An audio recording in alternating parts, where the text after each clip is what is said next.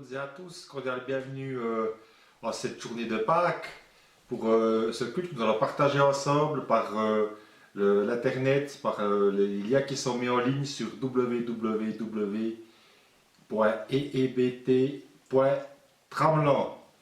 Donc aujourd'hui c'est Pâques et puis c'est aussi une nouveauté pour nous dans cette période de confinement de pouvoir partager ensemble ces quelques instants par les liens fraternels qui nous unissent au travers d'Internet.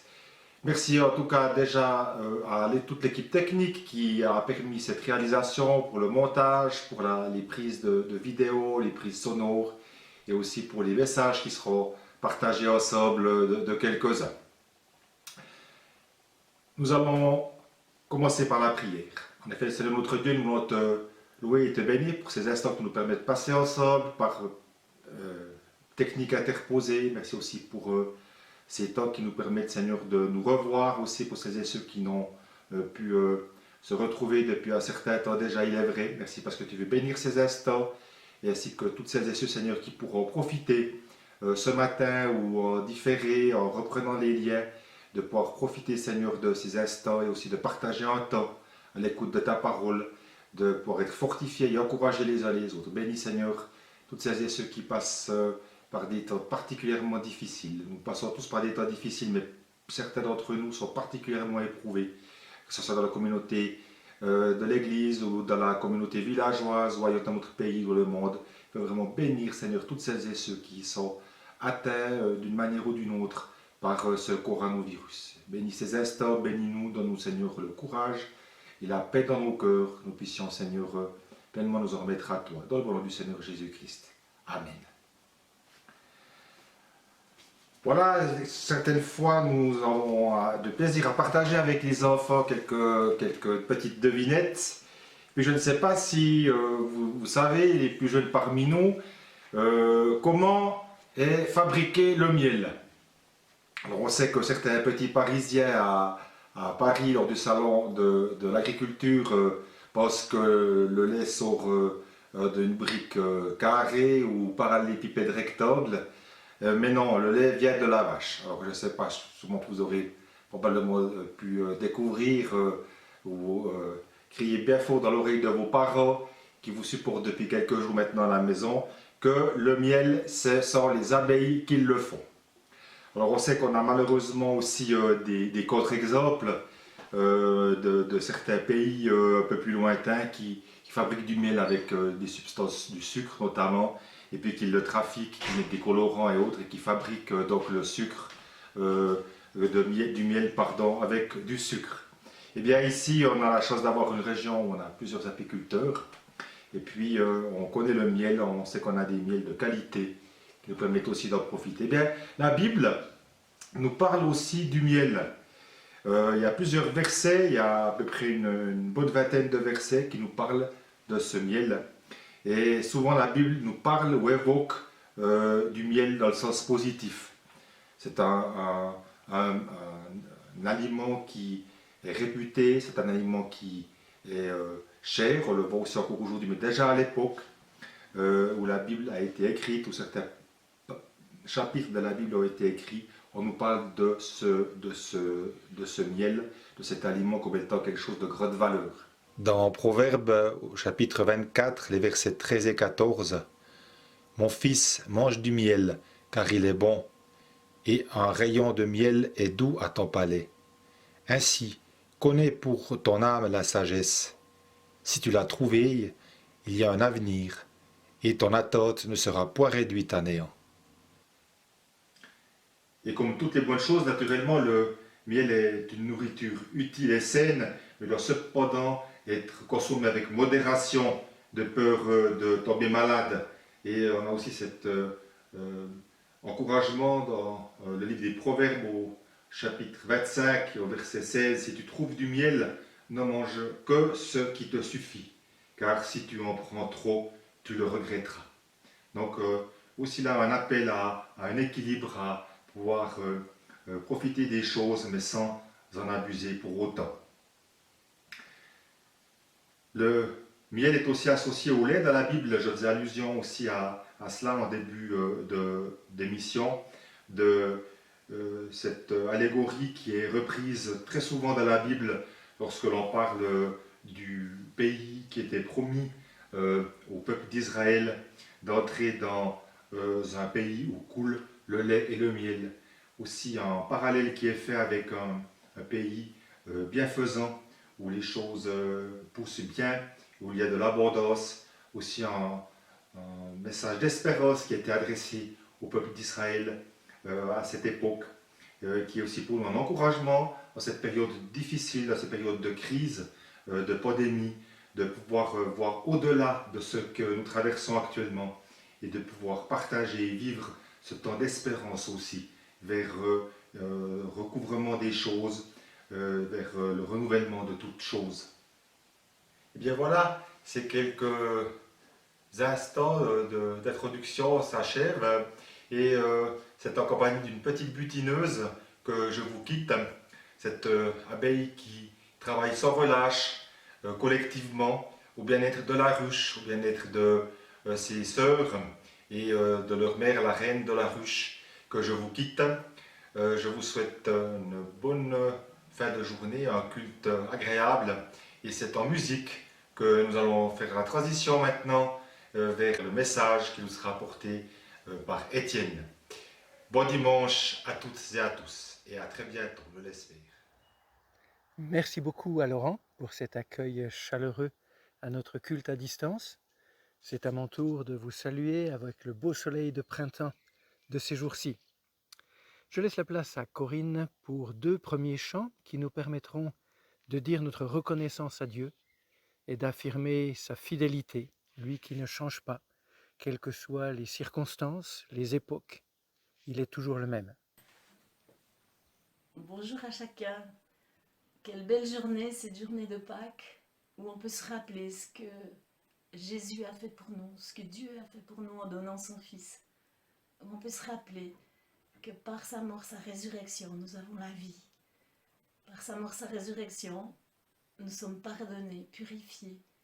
Dans cette mort et dans cette résurrection, il y a tout ce qu'on a besoin. Qu'on puisse ensemble ce matin élever nos voix, chanter avec moi et offrir notre reconnaissance, notre adoration au Seigneur. Ce premier chant s'appelle « Offrons au Seigneur reconnaissance ». Son amour dure à jamais, car il est bon, il est au-dessus de tout. D'une main puissante, d'un bras tendu, son amour dure à jamais. Il nous donne une vie nouvelle, son amour dure à jamais. Chantons, louons.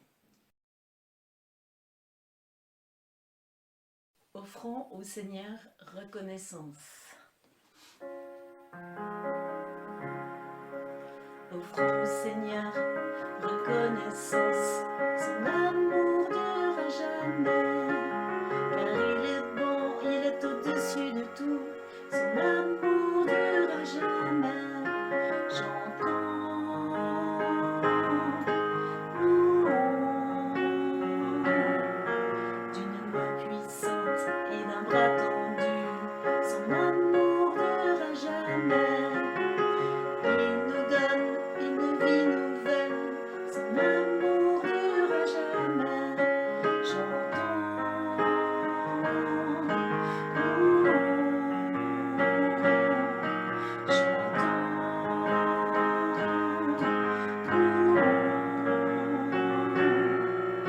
à jamais Dieu est fidèle, à jamais Dieu est fort, à jamais Dieu est avec nous, à jamais, à jamais, à jamais Dieu est fidèle, à jamais Dieu est fort, à jamais Dieu est avec nous, à jamais, à jamais, à jamais. Du lever du soleil jusqu'à son coucher, son amour dure à jamais. Par la grâce de Dieu, nous persévérons, son amour dure à jamais. Chantons,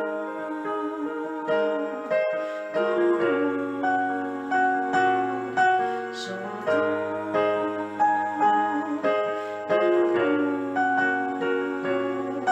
à jamais Dieu est fidèle,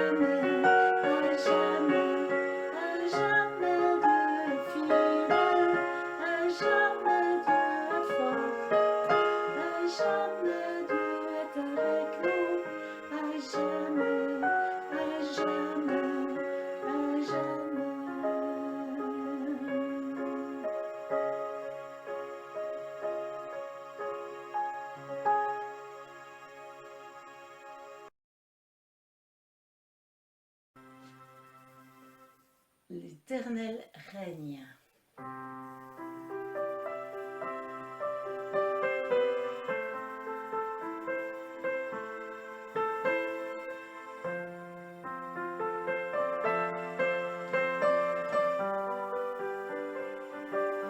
L'Éternel règne, il est majestueux. L'Éternel règne, il est saint de force. L'Éternel règne, il est sur son trône pour la durée des temps. Pour la durée des temps, Dieu est puissant dans les lieux célestes. Ses témoignages sont véritables. La sainteté combien sa maison. Pour la durée des temps, pour la durée des temps, puissance et force sont dans son temple, devant sa face, toute splendeur, famille de peuple. Rendez-lui gloire pour la durée des temps, pour la durée des temps, pour la durée des temps. Nous t'adorons pour la durée des temps. Nous t'exaltons. Car tu es grand et digne de louange, Éternel, tu as fait les cieux. Amen, amen, amen.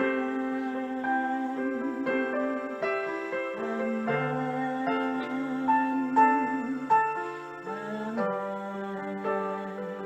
Pour la durée des temps,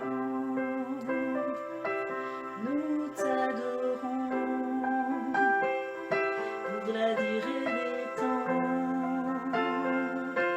nous t'exaltons. Car tu es grand et digne de louange. Éternel, tu as fait les cieux. Amen.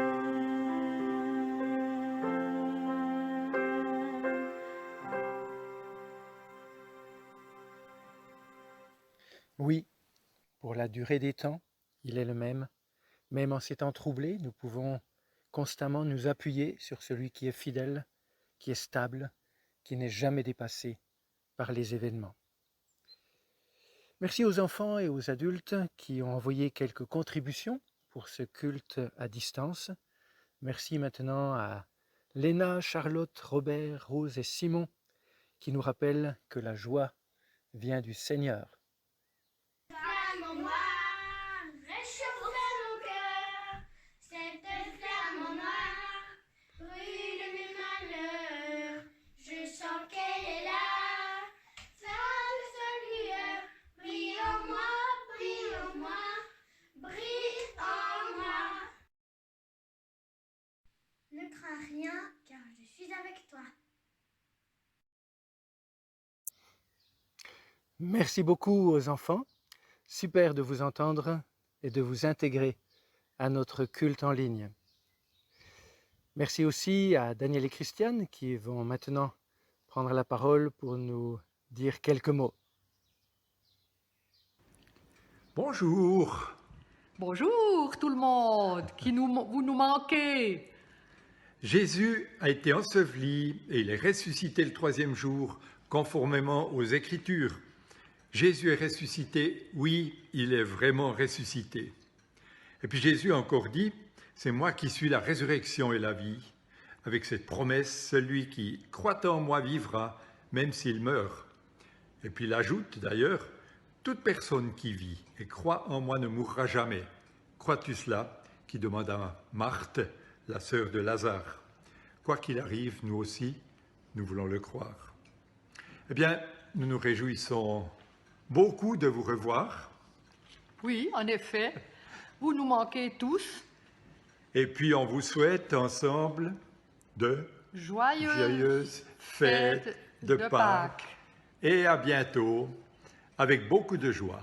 Au revoir. Au revoir. Merci beaucoup. Oui, à bientôt. Nous avons hâte de nous revoir. Nous sommes heureux de pouvoir, autant que possible, garder le contact, prier les uns pour les autres, mais nous avons hâte de nous revoir. Jésus-Christ est mort pour nos péchés, ressuscité pour nous offrir la libération et le salut.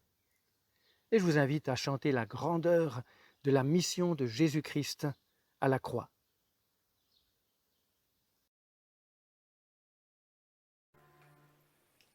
À la croix.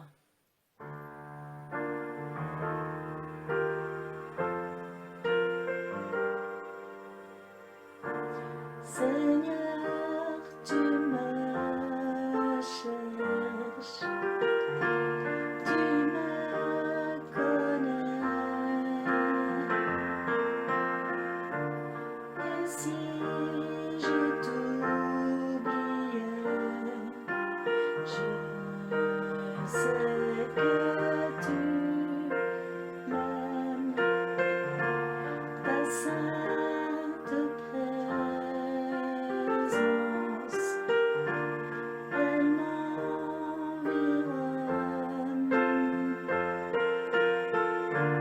À chaque moment, je sais que tu m'aimes. Je sais que tu m'aimes. À la croix, je me prosterne, où ton sang coula pour moi.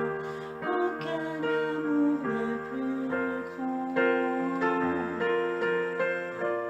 Tu as gagné sur la mort, ta gloire remplit les lieux très hauts.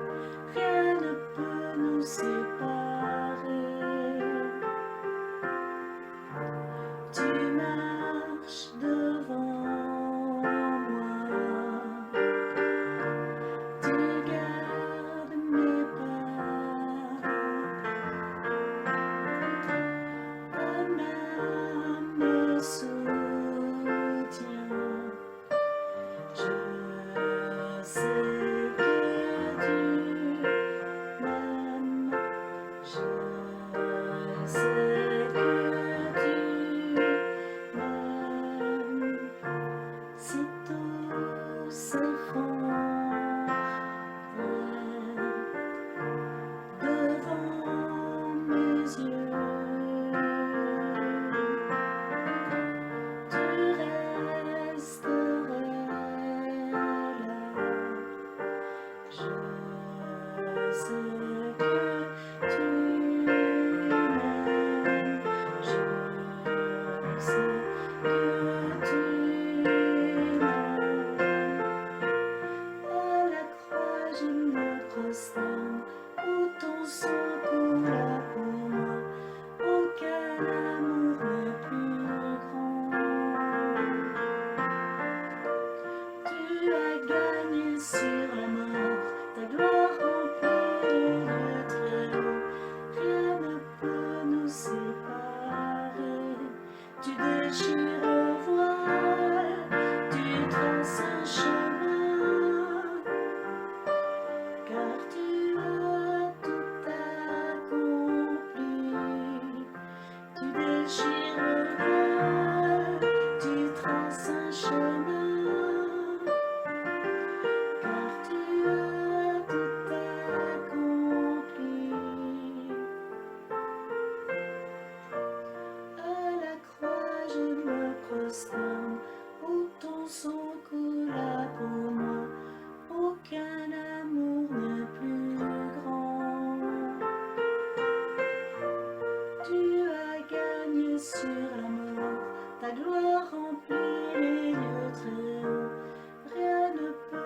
séparer.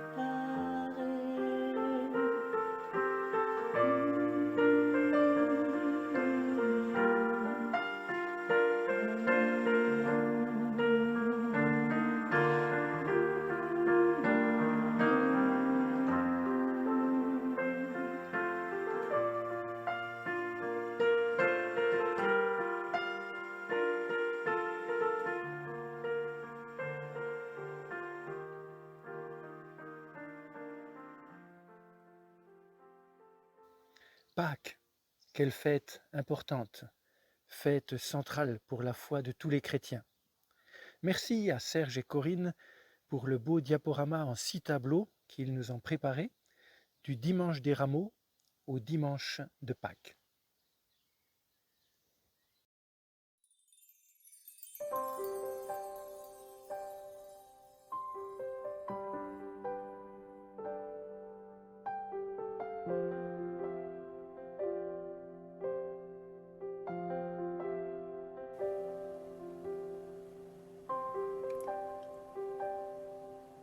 Dans Jean 12. Le lendemain, la foule considérable qui était venue pour la fête de Pâques apprit que Jésus arrivait à Jérusalem.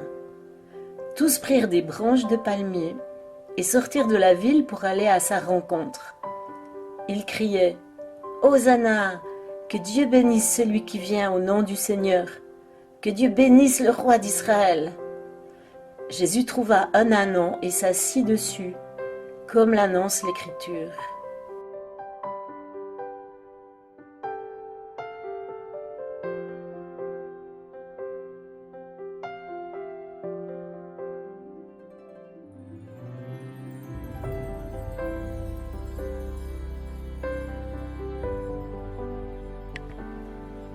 Luc 22. Jésus sortit et se rendit selon son habitude au mont des Oliviers. Ses disciples le suivirent. Quand il fut arrivé à cet endroit, il leur dit « Priez afin de ne pas entrer en tentation, en disant « Père, si tu le veux, éloigne de moi cette coupe de douleur. Toutefois, que ce ne soit pas ma volonté qui se fasse, mais la tienne. » Saisi d'angoisse, Jésus priait avec encore plus d'ardeur. Sa sueur devint comme les gouttes de sang qui tombaient à terre. Après avoir prié, il se leva, revint vers ses disciples et les trouva endormis, épuisés de tristesse. Il leur dit « Pourquoi dormez-vous? Levez-vous et priez, afin que vous n'entriez pas en tentation. »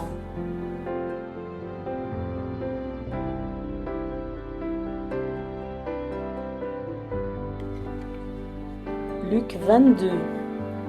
La fête des pains sans levain, appelée la Pâque, approchait.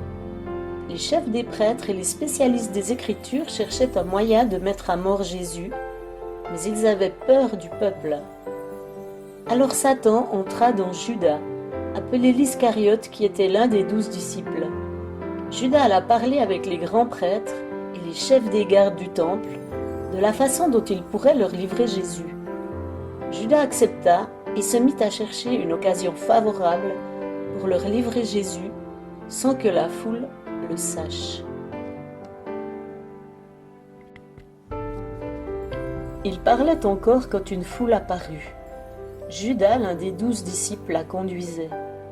Il s'approcha de Jésus pour l'embrasser.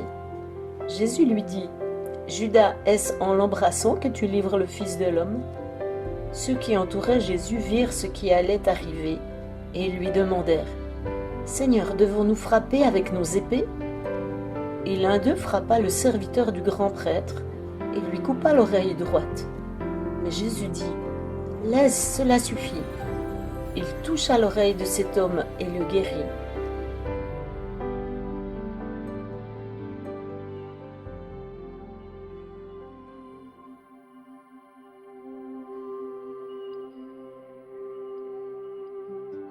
Luc 23. Pilate s'adressa alors au chef des prêtres et à la foule. « Je ne trouve aucune raison de condamner cet homme. » Mais ils déclarèrent avec encore plus de force. Il pousse le peuple à la révolte par son enseignement. Il a commencé en Galilée, a passé par toute la Judée, et maintenant il est venu jusqu'ici. Les chefs des prêtres et les spécialistes des Écritures étaient là et portaient de violentes accusations contre Jésus. Hérode ne l'a pas non plus trouvé coupable, car il nous l'a renvoyé. Ainsi cet homme n'a commis aucune faute pour laquelle il mériterait de mourir. Je vais donc le faire battre à coups de fouet, puis je le relâcherai. » Mais ils se mirent à crier tous ensemble, « Fais mourir cet homme! Relâche-nous Barabbas !» Barabbas avait été mis en prison pour une révolte qui avait eu lieu dans la ville et pour un meurtre. Pilate leur adressa de nouveau la parole avec l'intention de libérer Jésus. Mais ils lui criaient « Crucifie-le! Crucifie-le » Pilate prit la parole une troisième fois et leur dit « Quel mal a-t-il commis? Je n'ai trouvé en lui aucune faute pour laquelle il mériterait de mourir. Je vais donc le faire battre à coups de fouet, puis je le relâcherai. » Mais ils continuaient à réclamer à grands cris que Jésus soit crucifié. Et leurs cris l'emportèrent.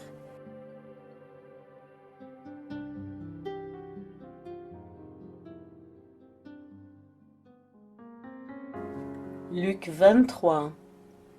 Tandis qu'ils emmenaient Jésus, ils rencontrèrent un certain Simon de Cyrène qui revenait des champs. Les soldats se saisirent de lui et le chargèrent de la croix pour qu'il la porte derrière Jésus. Une grande foule de gens du peuple le suivait, ainsi que des femmes qui pleuraient et se lamentaient à cause de lui. On emmenait aussi 2 autres hommes, des malfaiteurs, pour les mettre à mort avec Jésus.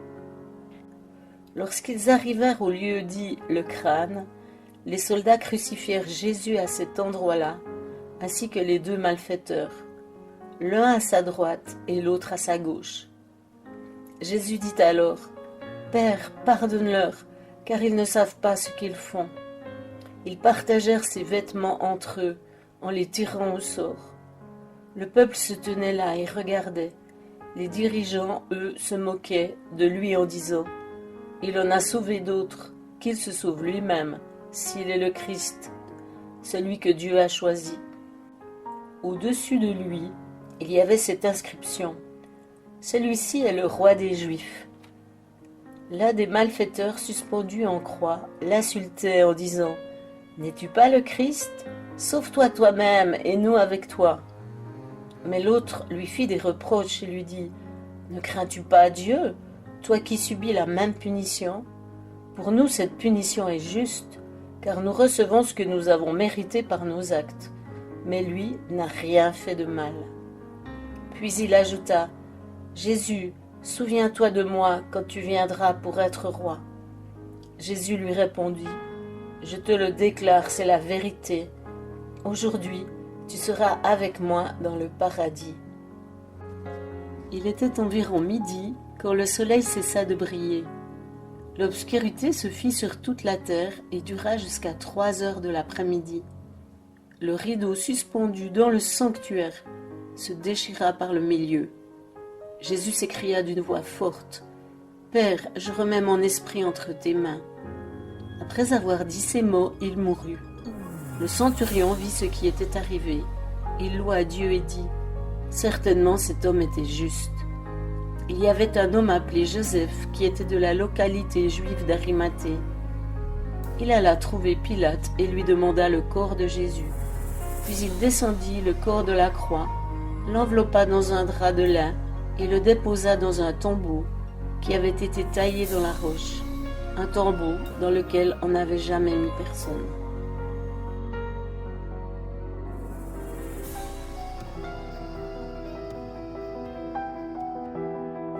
Le dimanche de grand matin, les femmes se rendirent au tombeau en apportant les huiles parfumées qu'elles avaient préparées.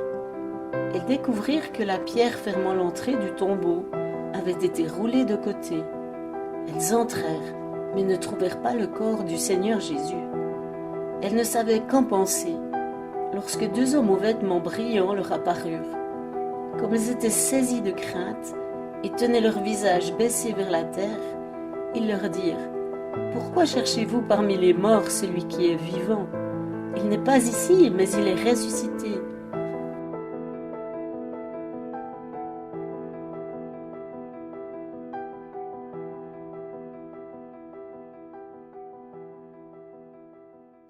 Merci pour ce beau rappel de toute la semaine écoulée jusqu'à la grande victoire du dimanche de Pâques.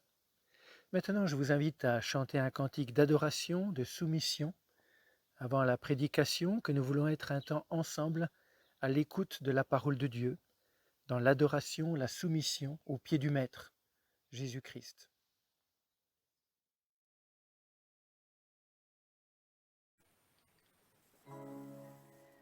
À tes pieds.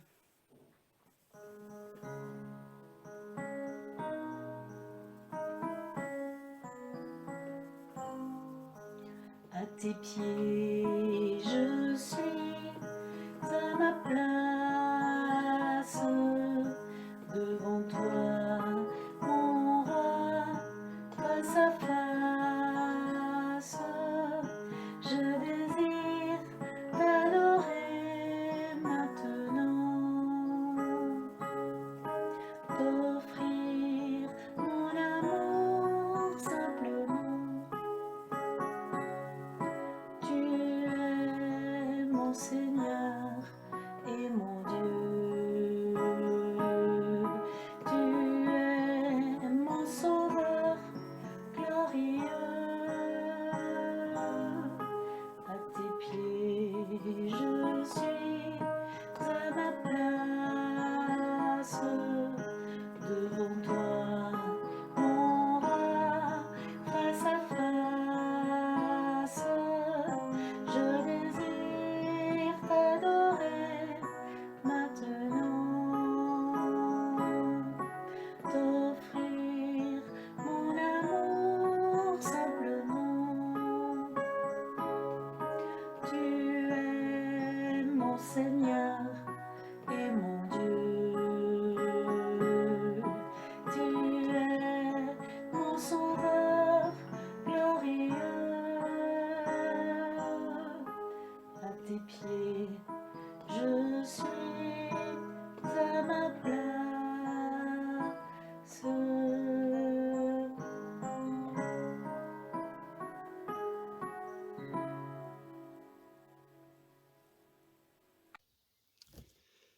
Je suis heureux maintenant d'ouvrir la parole de Dieu avec vous ce matin et de relire un grand chapitre proclamant la place centrale de la résurrection de Jésus-Christ dans la foi chrétienne et dans l'histoire du salut. Je parle de 1 Corinthiens 15. Je lis maintenant les 22 premiers versets de ce chapitre. Je vous rappelle, frères, l'évangile que je vous ai annoncé, que vous avez reçu, dans lequel vous demeurez ferme et par lequel aussi vous êtes sauvés, si vous le retenez dans les termes où je vous l'ai annoncé. Autrement, vous auriez cru en vain. Je vous ai transmis avant tout ce que j'avais aussi reçu. Christ est mort pour nos péchés, selon les Écritures. Il a été enseveli, il est ressuscité le 3e jour, selon les Écritures, et il a été vu par Céphas, puis par les 12. Ensuite, il a été vu par plus de 500 frères à la fois, dont la plupart sont encore vivants, et dont quelques-uns sont décédés.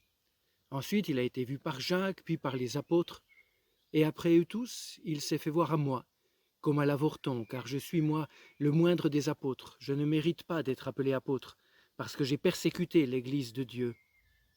Par la grâce de Dieu, je suis ce que je suis, et sa grâce envers moi n'a pas été vaine, loin de là. J'ai travaillé plus que tous, non pas moi toutefois, mais la grâce de Dieu qui est avec moi. Ainsi donc, que ce soit moi, que ce soit eux, voilà ce que nous prêchons, et c'est ce que vous avez cru. Or, si l'on prêche que Christ est ressuscité d'entre les morts, comment quelques-uns parmi vous disent-ils qu'il n'y a pas de résurrection des morts? S'il n'y a pas de résurrection des morts, Christ non plus n'est pas ressuscité. Et si Christ n'est pas ressuscité, alors notre prédication est vaine, et votre foi aussi est vaine. Il se trouve même que nous sommes de faux témoins à l'égard de Dieu, puisque nous avons témoigné contre Dieu qu'il a ressuscité le Christ, tandis qu'il ne l'aurait pas ressuscité, si les morts ne ressuscitent pas. Car si les morts ne ressuscitent pas, Christ non plus n'est pas ressuscité. Et si Christ n'est pas ressuscité, votre foi est vaine, vous êtes encore dans vos péchés, et ceux qui sont morts en Christ sont perdus. Si c'est dans cette vie seulement que nous espérons en Christ, nous sommes les plus malheureux de tous les hommes. Mais le Christ est ressuscité d'entre les morts. Il est les prémices de ceux qui sont décédés. Car puisque la mort est venue par un homme, c'est aussi par un homme qu'est venue la résurrection des morts. Comme tous meurent en Adam, de même aussi tous revivront en Christ. Que Dieu bénisse la lecture de sa parole et nous conduise dans sa méditation maintenant. Un évangile rappelé, la résurrection de Jésus-Christ attestée. Ensuite, nous verrons la résurrection de Jésus-Christ contestée, la résurrection de Jésus-Christ au cœur de l'évangile, et enfin, notre résurrection, la victoire finale et le salut. Tout d'abord, un évangile rappelé. L'apôtre Paul commence ce grand paragraphe, ce beau chapitre, en rappelant l'évangile qu'il a reçu et qu'il a communiqué. C'est-à-dire, Christ est mort pour nos péchés, il est ressuscité et beaucoup de témoins l'ont vu. Christ est mort pour nos péchés, il est ressuscité et il a été vu par beaucoup de témoins. La résurrection de Jésus-Christ a été largement attestée. L'apôtre Paul parle ici de Pierre et des 12, puis de plus de 500 personnes qui l'ont vu. Les évangiles ne citent pas cette apparition à un si grand groupe, mais Paul nous l'apprend ici. Et puis par Jacques, probablement le frère du Seigneur qui ne faisait pas partie des 12, et puis de tous les apôtres, dit Paul, avant de se citer lui-même. Et enfin, par moi comme le petit dernier, et nous savons qu'il cite l'épisode raconté dans le chapitre 9 du livre des Actes, quand l'apôtre Paul, à l'époque Saul de Tarse, est en route pour le chemin de Damas. L'évangile rappelé, la résurrection de Jésus-Christ, largement attestée par des centaines de témoins, et pourtant, la résurrection de Jésus-Christ est contestée, versets 12 à 19. Voilà un faux bruit qui circule. Si l'on prêche que Christ est ressuscité d'entre les morts, comment quelques-uns parmi vous disent-ils qu'il n'y a pas de résurrection des morts? Un faux bruit, probablement en relation avec la philosophie grecque qui dénigrait le corps et ne voyait pas du tout comme une bonne nouvelle la résurrection des corps. On voit cela aussi avec la prédication de l'apôtre Paul à Athènes, racontée au chapitre 17 du livre des Actes des Apôtres. Cela pourrait paraître pas trop affolant au premier abord. Ces croyants se comportent bien, se contentent d'une vie honnête au présent, ne se fixent pas sur la vie future et doutent de la résurrection. Mais en fait, Paul dénonce ici l'extrême gravité de cette idée et de cet enseignement. Si Christ n'est pas ressuscité, il n'y a pas de résurrection donc pour personne. Et si Christ n'est pas ressuscité, il n'est pas victorieux. Et tout s'écroule, oui, tout, dit l'apôtre Paul. S'il n'y a pas de résurrection, Jésus-Christ lui-même n'est pas ressuscité, nos discours, nos prédications sont vaines, les discours sont vains et faux, la foi elle-même est vaine, les apôtres sont des menteurs, les péchés sont encore non pardonnés, non traités, puisque personne ne serait mort à notre place pour ces péchés que nous avons commis, et ceux qui ne sont morts ne sont plus, et nous sommes les plus malheureux de tous les hommes.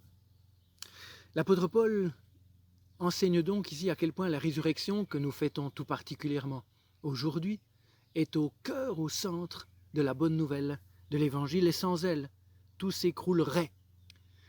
Parce qu'au verset 20, l'apôtre Paul s'écrit « Mais maintenant, Christ est ressuscité d'entre les morts, il est le premier de ceux qui sont décédés. » Oui, la résurrection de Jésus-Christ est au cœur de l'Évangile, et je reprends la lecture de notre texte au verset 20 jusqu'au verset 28. « Mais maintenant, Christ est ressuscité d'entre les morts, il est le premier de ceux qui sont décédés, car puisque la mort est venue par un homme, c'est aussi par un homme qu'est venue la résurrection des morts. Et comme tous meurent en Adam, de même aussi tous revivront en Christ, mais chacun en son rang. Christ comme prémisse, puis ceux qui appartiennent au Christ lors de son avènement. Ensuite viendra la fin, quand il remettra le royaume à celui qui est Dieu et Père, après avoir aboli toute principauté, tout pouvoir et toute puissance. Car il faut qu'il règne jusqu'à ce qu'il ait mis tous ses ennemis sous ses pieds. Et le dernier ennemi qui sera détruit, c'est la mort. Dieu, en effet, a tout mis sous ses pieds.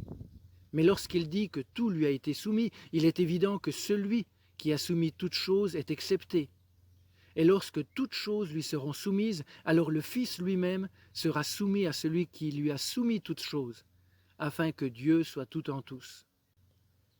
Au verset 20 donc, l'apôtre Paul s'écrie après avoir évoqué l'éventualité de ce faux enseignement. Que se passerait-il si la résurrection n'était pas? Au verset 20, il s'écrit « Mais maintenant, Christ est ressuscité d'entre les morts. » Oui, Jésus est ressuscité. Après le paragraphe très négatif, le scénario catastrophe des lignes précédentes, l'apôtre Paul revient à la réalité et proclame avec force et avec joie « Mais maintenant, Christ est ressuscité d'entre les morts, le premier ressuscité avec un nouveau corps. » Et comme Adam est le premier qui a péché, entraînant toute l'humanité, de même Christ est le premier ressuscité avec un nouveau corps, inaugurant toutes les résurrections futures, quand il reviendra nous prendre avec lui. Ensuite suit un paragraphe un peu mystérieux, évoquant ceux qui se faisaient baptiser pour les morts. On peut retenir ce matin l'interprétation simple, qui relève tout simplement que Paul fait remarquer l'incohérence entre cette pratique et le refus de la résurrection des morts. Si les morts ne ressuscitent pas, à quoi bon faire quelque chose à leur place? Et il fait allusion à cette pratique peu connue du baptême pour ceux qui étaient morts et qui n'avaient pas eu le temps de le faire apparemment. À quoi bon cette pratique comme pour mettre leur situation en règle si les morts ne ressuscitent pas? L'apôtre Paul dénonce ici donc ce qui est tout simplement illogique, incohérent, dans la pratique de ceux qui par ailleurs prétendent que la résurrection n'existerait pas. Mais la résurrection est là. Jésus-Christ est ressuscité d'entre les morts. Dernier paragraphe de notre texte, la grande partie, je ne lirai que quelques versets, qui nous concerne nous-mêmes et notre propre résurrection annoncée. 1 Corinthiens 15, 35. Mais quelqu'un dira, comment les morts ressuscitent-ils? Et avec quel corps reviennent-ils? Insensé. Ce que tu sèmes ne reprend pas vie s'il ne meurt pas. Et ce que tu sèmes, ce n'est pas le corps à venir, c'est un simple grain, de blé peut-être ou de quelque autre semence. Puis Dieu lui donne un corps comme il veut, et à chaque semence, il donne un corps qui lui est propre. Toute chair n'est pas la même chair, mais autre est celle des hommes, autre la chair des animaux, autre la chair des oiseaux, autre celle des poissons. Et il y a aussi des corps célestes et des corps terrestres. Mais autre est l'éclat des corps célestes, autre celui des corps terrestres. Autre est l'éclat du soleil, autre l'éclat de la lune, et autre l'éclat des étoiles. Même une étoile diffère en éclat d'une autre étoile. Ainsi en est-il de la résurrection des morts. Semé corruptible, on ressuscite incorruptible. Semé méprisable, on ressuscite glorieux. Semé plein de faiblesse, on ressuscite plein de force. Semé corps naturel, on ressuscite corps spirituel. S'il y a un corps naturel, il y a aussi un corps spirituel. Et je reprends au verset 51. Voici, je vous dis un mystère, nous ne mourrons pas tous, mais tous nous serons changés en un instant, en un clin d'œil à la dernière trompette. Car elle sonnera, et les morts ressusciteront incorruptibles, et nous serons changés. Il faut en effet que ce corps corruptible revête l'incorruptibilité et que ce corps mortel revête l'immortalité. Lorsque ce corps corruptible aura revêtu l'incorruptibilité et que ce corps mortel aura revêtu l'immortalité, alors s'accomplira la parole qui est écrite. La mort a été engloutie dans la victoire. Ô mort, où est ta victoire? Ô mort, où est ton aiguillon? L'aiguillon de la mort, c'est le péché. La puissance du péché, c'est la loi. Mais grâce soit rendue à Dieu, qui nous donne la victoire par le Seigneur Jésus-Christ. Ainsi, mes frères bien-aimés, soyez fermes, inébranlables, progressez toujours dans l'œuvre du Seigneur, sachant que votre travail n'est pas vain dans le Seigneur. La dernière partie du chapitre 15 nous concerne donc très particulièrement en abordant la question de notre propre résurrection. Paul précise un peu les choses en enseignant que les corps ressuscités seront différents de nos corps actuels, un peu comme une plante est différente de la graine qui est semée et qui disparaît pour permettre une autre vie, en faisant la différence aussi entre ce que Paul appelle les corps naturels et les corps spirituels. Mais surtout, l'apôtre Paul proclame la victoire finale. Jésus a enseigné que son Père nous prépare une place. Ici, Paul nous fait entrevoir la réalité du corps incorruptible que nous allons avoir. La fin de la mort, la fin de la puissance du péché. Quel bonheur, quelle merveilleuse perspective.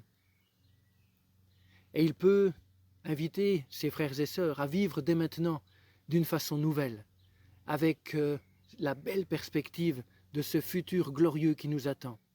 Ainsi, mes frères bien-aimés, soyez fermes, inébranlables, progressez toujours dans l'œuvre du Seigneur, sachant que votre travail n'est pas vain dans le Seigneur. La perspective de la résurrection, la promesse de la résurrection, parce que Jésus-Christ est vraiment ressuscité, vu par des centaines de témoins, peut changer aujourd'hui notre façon de vivre cette journée, ensoleillée aujourd'hui, quelquefois difficile, quelquefois très douloureuse, mais la perspective de la résurrection, attestée par la résurrection de Jésus-Christ lui-même, peut changer nos journées. Et notre travail d'aujourd'hui peut être vécu à la lumière de l'éternité, en sachant que notre travail ne sera pas vain, parce que l'éternité nous attend. Quel bonheur, quelle merveilleuse perspective. Bonne continuation, chers amis. Joyeuse fête de Pâques à tous. Souvenons-nous que la résurrection de Jésus-Christ est au cœur de la bonne nouvelle de l'Évangile, au cœur de la bonne nouvelle de la victoire sur la mort, sur le péché, et ainsi au cœur de la libération qui nous est accordée, la libération de la condamnation qui pesait sur nous, et la libération du péché qui polluait tellement notre vie. Vendredi Saint nous a rappelé les horribles souffrances que Jésus-Christ a subies à notre place. La journée de samedi, hier, nous a rappelé les temps d'attente entre la mort et la résurrection du Seigneur. Et aujourd'hui, le dimanche de Pâques proclame la perfection de l'œuvre libératrice et salvatrice de Jésus-Christ. Que la joie du salut soit renouvelée en chacun de nous, que la joie devant le ressuscité nous habite profondément. Je vous invite à la prière maintenant. Merci Seigneur pour ce merveilleux jour de Pâques. Merci pour ta main tendue, ta venue sur terre, ta mort, ta résurrection. Merci pour la perfection de ton œuvre et pour le salut parfait que tu offres à tout pécheur qui se repent. Accompagne-nous, fortifie notre foi, nous avons tellement besoin de toi. Nous te prions pour les malades parmi nous et au-delà de nos cercles de relations. Merci parce que tu es le bon berger qui n'oublie aucune de ses brebis. Que ta grâce, ta paix nous accompagne, illumine nos chemins aujourd'hui et dans les jours qui viennent. C'est en ton nom que nous prions. Amen. Et pour terminer ce temps de culte, je vous propose, bien sûr, de chanter un grand hymne de Pâques, À toi la gloire. Merci à Myriam de nous accompagner au piano.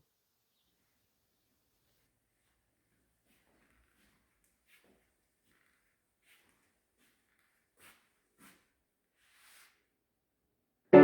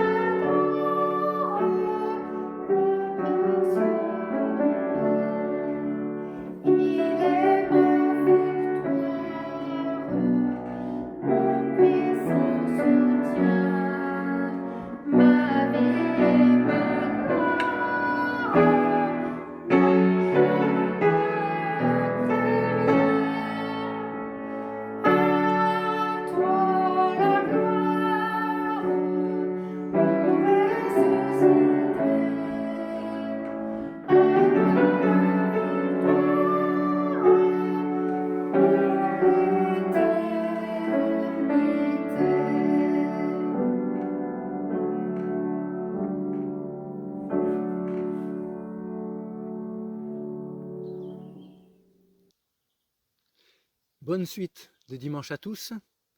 Que le Seigneur fasse résonner en nous sa parole, les rappels que nous avons entendus ce matin, qu'elle fortifie notre foi et que nous puissions nous encourager les uns les autres dans la marche à la lumière de celui qui est ressuscité.